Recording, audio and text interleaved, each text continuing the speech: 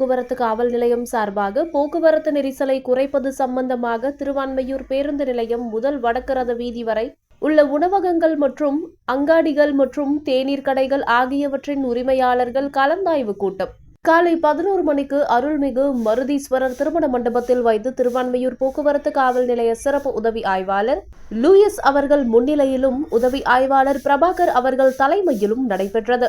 கூட்டத்தில் காலை மற்றும் மாலை நேரங்களில் போக்குவரத்து நெரிசல் திருவான்மையூர் கிழக்கு கடற்கரை சாலையில் அதிகமாக உள்ளதால் அந்த நேரங்களில் தங்களது கடைகளுக்கு வரும் வாகனங்கள் சாலையின் ஓரமாக நிறுத்த வேண்டாம் என்றும் தங்களது கடைகளுக்கு பொருட்களை ஏற்றி இறக்கும் வேலையை போக்குவரத்து நெரிசல் இல்லாத நேரங்களில் செய்து கொள்ள வேண்டும் என்றும் போக்குவரத்து காவல்துறைக்கு ஒத்துழைப்பு நல்குமாறு கேட்டுக் கொள்ளப்பட்ட நிகழ்ச்சி முடிந்தது.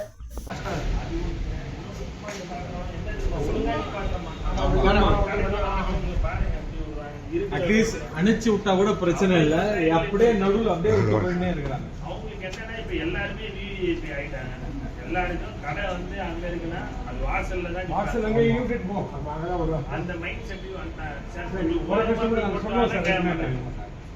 அது நான் லோடு வண்டி ஒரு லோடு வண்டி வரும் எல்லாரும்